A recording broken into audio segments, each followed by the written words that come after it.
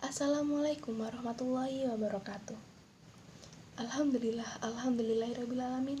Wa bihi nasta'in wa ala umuruddin wa ala alihi wa sahbihi ajmain, amma ba'du. Pertama-tama dan yang paling utama, marilah kita panjatkan puji dan puji syukur kita kehadirat Allah Subhanahu wa taala yang telah memberikan kita rahmat serta hidayahnya sehingga kita dapat berkumpul atau bertemu secara virtual yang berbarokah ini insyaallah. Kedua, sholawat serta salam marilah kita junjukkan kepada Nabi Agung kita Muhammad Sallallahu Alaihi Wasallam yang telah membawakan kita dari zaman jahiliyah menuju zaman yang terang benderang seperti di malam hari ini. Ketiga, tak lupa saya ucapkan terima kasih kepada Bapak dosen selaku dosen mata kuliah dakwah yang telah memberikan waktu dan tempat guna untuk memberikan sepatah dua patah tentang keutamaan sabar di tengah pandemi. Apa itu sabar?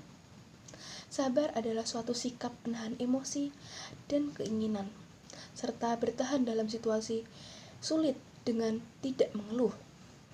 Ketika seorang yang sedang mendapatkan musibah, seseorang itu menghadapinya dengan ikhlas karena Allah Subhanahu wa taala. Lalu Allah akan menaikkan derajatnya dan menaikkan keimanannya. Allah juga akan memberikan pahala yang sangat besar.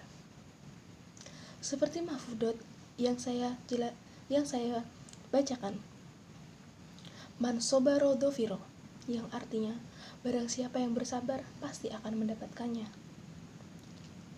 Allah menjanjikan bahwasanya orang yang bersabar pasti akan mendapatkannya. Mendapatkan apa? Mendapatkan keridhaan Allah Subhanahu wa taala, mendapatkan derajat yang lebih tinggi. Mendapatkan apa? Mendapatkan pahala yang sangat besar. Pada musim pandemi ini atau dapat disebut wabah ini, kita juga harus bersabar.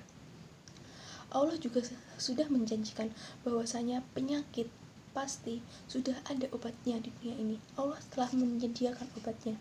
Namun wallahu alam, manusia hingga saat ini belum menemukan obatnya. Lalu apa yang kita harus lakukan? Kita harus tetap bersabar dan bertawakal dan mohon ampun kepada Allah Subhanahu wa taala. Di musim pandemi ini banyak orang yang terkena penyakit, banyak orang yang sakit hingga meninggal.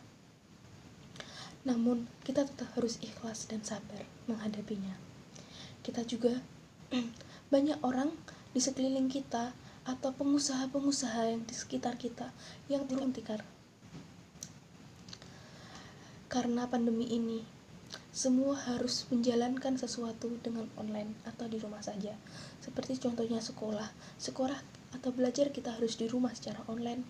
Berdagang harus secara online, dan kita jual beli harus secara online. Demi kebaikan kita semuanya. Lalu, bagaimana dengan pedagang yang tidak bisa menjual secara online? Itu adalah termasuk cobaan dari Allah Subhanahu wa taala. Kita tetap harus berusaha, pasrahkan kepada Allah Subhanahu wa taala. Dan kita memohon perlindungan dan mohon pertolongan kepada Allah Subhanahu wa taala. Banyak orang, ribuan orang yang sudah meninggal. Kita harus tetap sabar.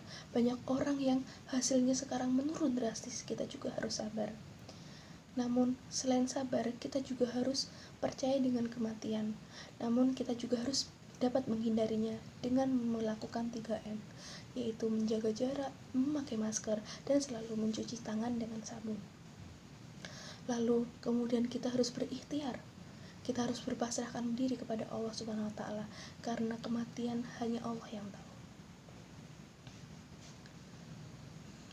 Agar selalu berada di lindungannya, kita selalu memuji kepada Allah Subhanahu wa taala. Kita harus berbaik sangka kepada Allah Subhanahu wa taala. Pasti di balik ini semua ada hikmahnya. Semoga kita semua adalah orang-orang yang sabar dan orang-orang yang selalu bersama dengan Allah Subhanahu wa taala. Semoga di pandemi ini kita juga tetap harus semangat dalam menjalani hidup ini dengan banyak-banyak berzikir dan beristighfar kepada Allah Subhanahu wa taala. Dan semoga pandemi ini cepat berakhir agar kita dapat menjalankan kegiatan beraktivitas seperti biasa. Inilah sepatah dua patah yang saya berikan, semoga bermanfaat untuk kita semua. Semoga dapat dijalankan atau diamalkan dengan baik. Semoga kita selalu ada di lindungannya. Billahi taufiq wal hidayah wa ridha wal inayah. Ihtafaituhu namini wa in wajadtu namini al-ahtu as'al taufiqun. Wassalamualaikum warahmatullahi wabarakatuh.